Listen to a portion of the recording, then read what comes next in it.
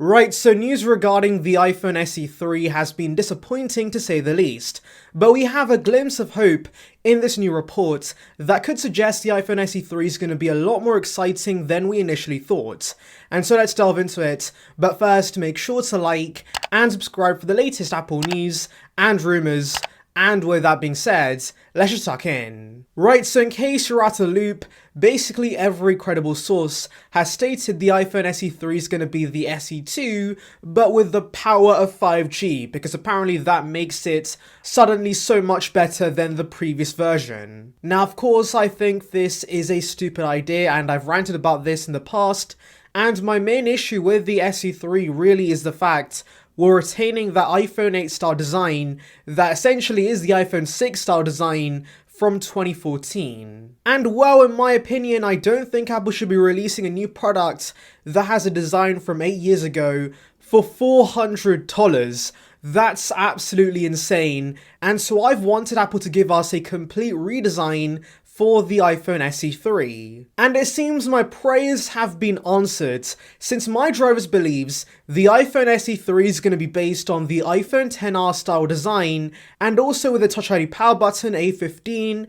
5G, an LCD display, 64 gigs of base storage, all for the same $400. Now guys, this would be a fantastic deal and this would be the right move in my opinion, so let me explain why. So number one is that new design. It's going to make the iPhone SE 3 way more modern and way more on par with the competition, because as a lot of us know, the market prefers larger phones. The iPhone 12 Pro Max was the best selling iPhone in the US because of its size. And so of course for those in the budget space, when they see the iPhone SE 2 up against the Android competition like the Pixel 5a, the Nord 2, the Poco F3, all these phones that have much larger displays, they're obviously going to go for the Android phone instead. But of course with the iPhone SE 3 that will no longer be the case. There should be a 6.1-inch liquid retina display on these, and that should be a big improvement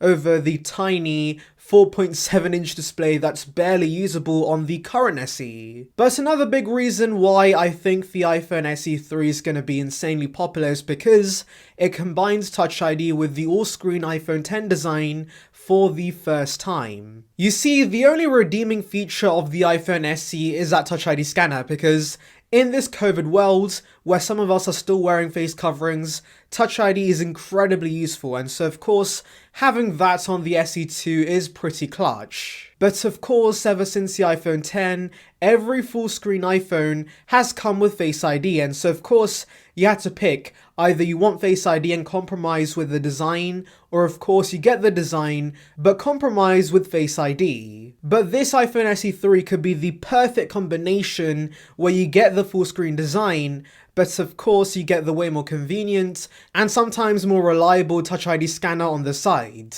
Now some of you guys might be wondering whether we'll see a notch on this because we don't have Face ID, and to be honest I do think we will, because it would be pretty weird if Apple's cheapest iPhone was notchless before their flagships, and so I do think we might see the smaller iPhone 13 style notch on this new iPhone SE 3 that houses the earpiece and the selfie camera. Because do remember, the iPhone 13 series has the earpiece at the top, but with the iPhone SE 3 and the lack of Face ID, Apple could of course move back the earpiece back to the bottom, and of course that way the notch has a purpose. Now by the way, my drivers believes this will be the last LCD iPhone, which makes sense because Apple's basically given OLED to the complete lineup now. It's only the iPhone 11 and the iPhone SE left, and so once the iPhone XR/11 design's been used for the iPhone SE 3, Apple then can recycle the iPhone 12 or the 12 mini design. Anyways, moving back to why this SE 3 would be the right move, the next thing to mention is of course these design improvements makes the internal upgrades to the iPhone SE 3 actually beneficial. So of course with those other reports regarding the SE 3 not getting a redesign, they did mention it would get the A15 and 5G support, And of course, I mentioned that would be pretty useless with the iPhone 8 style design because number one, you would not be able to take advantage of the power of A15 with a 4.7-inch display, because for those who game, that's gonna be a pretty terrible experience. But also 5G would be a pretty bad idea on a phone that has a 1821 mAh battery, so again, that would be pretty useless. But now with the iPhone XR style design, these upgrades are actually beneficial because for one, you can actually game with the A15 chip and the much bigger display, but also more importantly, the battery life is going to be a lot better with the iPhone SE3, and of course,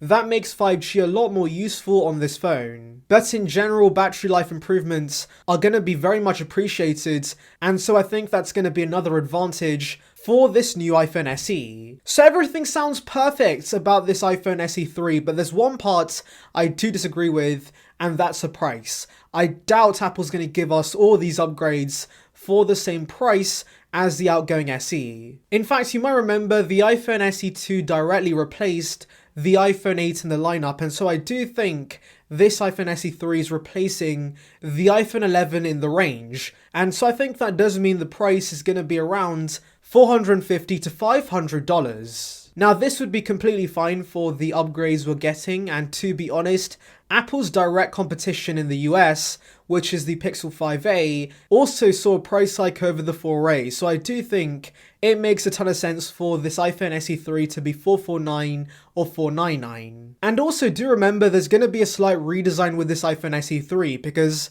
we're seeing Touch ID on the sides, and you might remember with the iPad Air 4 the price went up by $100 because of the Touch ID scanner. The design was identical to the iPad Pro 11-inch, but because of the new Touch ID scanner that made the iPad Air slightly more expensive. And so I do think the same applies here. And this in a way could also fix the iPhone lineup, since of course the iPhone 11, the iPhone 12 and the iPhone 13 are very similar devices with similar prices. And so I do think an iPhone SE3 that replaces the 11, that has Touch ID, a single camera on the back, and also the LCD display we have on the 11 could help differentiate the lineup. Now of course I do want to remind you guys, many other sources completely go against the information in this report, and they believe the iPhone SE3 is going to be a lot more boring. And of course, do remember that number one, my drivers is not very credible, but also